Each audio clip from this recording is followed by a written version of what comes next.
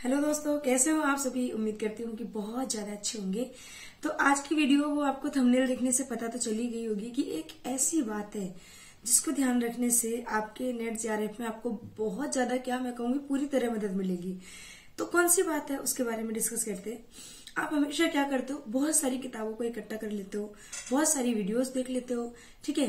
कभी सिलेबस को अच्छे से नहीं देखते, कभी पुराने पेपर्स को अच्छे से नहीं देखते, जिनको एग्जाम का आईना कहा जाता है, दर्पण कहा जाता है।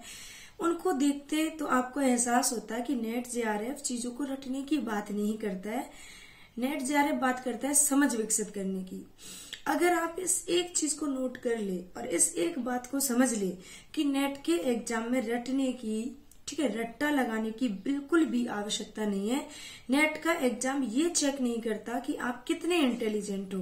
नेट के एग्जाम में ये चेक किया जाता है कि आप कितने समझदार हो, क्योंकि आपको छोटे बच्चों को नहीं पढ़ाना है, आपको बड़े बच्चों को, अपने एज ग्रुप के लेवल के बच्चों को जाके पढ़ाना है। तो उनको समझना, उनको कैसे पढ़ाए, कैसे टीच करे, कैसे शोध कार्य करे, ठीक है, उनसे संबंधित। क्यों, आपने कभी गौर किया क्यों टीचिंग एप्टीट्यूड, क्यों रिसर्च एप्टीट्यूड, क्यों रीजनिंग का कुछ पार्ट, मैथ का, डीआई, क्यों वहां पे हायर एजुकेशन, क्यों हमारा ये पर्यावरण, क्यों ये संचार वाली बात, ठीक है, क्यों आईसीटी, क्यों ऐड किया गया है, क्यों बोध वाली यूनिट ऐड की गई है। ये मान लो कि 10 यूनिट 10 किताबों की तरह, लेकिन वहां से कुछ कुछ पार्ट लिया जो समझ पर आधारित है। अब क्वेश्चन ये आते ही नहीं है कि ये सिद्धांत किसका है, प्रयत्न और भूल विधि किसकी, ऐसे पूछा ही नहीं जाता। अब जो क्वेश्चन पूछा जाता है वो यूं पूछा जाता है कि आपके स्कूल में कोई स्कूल को चेक करने के लिए आया है, ठीक है, और प्रिंसिपल से बात की, बाकी टीचर से बात की और देखा कि व्यवस्था अच्छी नहीं है, इसको ठीक करना पड़ेगा, ठीक है। तो वो कौन सी शोध विधि के द्वारा ये कार्य कर रहे हैं, ठीक है। तो आपकी समझ विकसित होनी चाहिए, क्रियात्मक है कि मौलिक है कि क्या है, ठीक है। रट्टा लगाओगे तो गए काम से, क्योंकि रटने वाली बात तो है नहीं। मिलान वाले क्वेश्चन है तो उनको आप कभी रट ही नहीं सकते। अगर आपको दो चीजों के बारे में जानकारी है, उनकी समझ आपको विकसित है, तो आप सारा मिलान करके अच्छे से कर देंगे। सिस्टमेटिक तरीके से लगाने वाला क्वेश्चन है, उसके लिए कितना परेशान होते हो मैडम, कैसे लगाए प्रकाशन वर्ष से और इससे। भाई इतना डरने की आवश्यकता नहीं है। जो क्रम से लगाने वाले क्वेश्चन है उनके लिए पुराने पेपर निकालो, पिछले 2004 से लेके अब तक के पेपर निकाल लो, और उसमें जितने भी मिलान वाले, मतलब सिस्टमेटिक तरीके से लगाने वाले क्वेश्चन आए हैं, उन सबको एक बार लिख दो एक पेज पे। और फिर आपके पास जो ऑथेंटिक किताब है, ठीक है, रामचंद्र शुक्ल की या जो भी आपके पास है, उसमें से उनका प्रकाशन वर्ष उनके सामने लिख दो और कवि का नाम सामने लिख दो। हो गया आपका काम। बस आपको इतने देखने, आपको इतने रटने नहीं है। रोज आप अपनी टेबल पर या बेड पर या जिस दीवार, जो भी दीवार जिससे रूबरू होते हो रोज, जैसे कि आपकी एक आदत होगी, सुबह उठते हो या नहाते होते हो, तो जिस कोने में भी, घर के जिस कोने में आपका शीशा लगा होगा, आप उसके पास जरूर जाते होंगे दिन में 1-2 बार। तो ऐसी जगह उस पेज को चिपका दे और बार बार उसको बस देखे।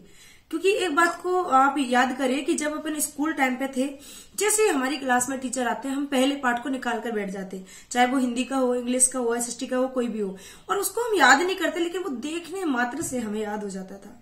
तो कहने का मतलब ये है, एक बात वो है कि रटना नहीं है, समझना है, बस ये ही एक बात है, ठीक है। रटने के ऊपर जोर नहीं देना है। अगर रटोगे ना तो एग्जाम में भूल जाओगे।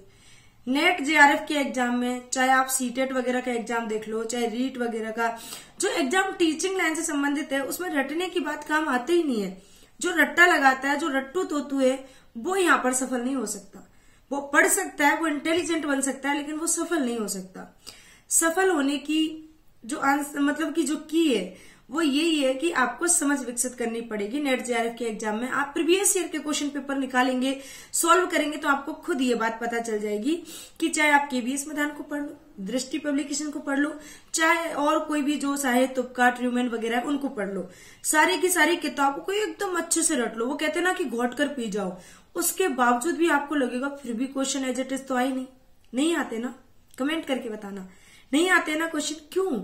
क्योंकि वो समझ चेक करता है कि कितनी समझ है। तो देखो, वीडियो को ज्यादा लंबा बनाने से कोई मतलब है नहीं, मतलब सिर्फ इतना है कि रटो मत, समझो, ठीक है, क्या कहना चाह रहा है, क्या पूछना चाह रहा है। क्वेश्चन को जब अच्छे से समझ लिया तो आंसर ऑटोमेटिक निकल कर आएगा। एलिमिनेट करना सीखो कि ये गलत है, ये हो ही नहीं सकता, ये सही है, ये तो जरूर होगा, उस टाइप से एलिमिनेशन मेथड लगाओ वहां पे, ठीक है दोस्तों। तो बस यही जरूरी बात आपसे कहनी थी कि आप रट्टू तोता ना बने, आप समझदार बने, आप होशियार, आप इंटेलिजेंट मत बने, आप समझदार बने, आप समझे चीजों को, ठीक है। वहां पर शोध कार्य करने वाले की, धैर्यवान इंसान की, ऐसे इंसान की जरूरत है जो धैर्य धारण करता हो, ठीक है। जो धैर्य धारण करता हो, धैर्यवान हो, अनुशासित हो, जो सोचता हो, जो समझता हो, जिसमें समझदारी हो। तो एग्जाम कैसा आएगा आप समझ गए हो, और कैसे करना है ये भी समझ गए हो, ठीक है। और कौन सी एक बात है जो ध्यान रखनी है कि आपको समझ विकसित करनी है। ओके, ठीक है, बाय बाय, मिलते हैं नेक्स्ट वीडियो में।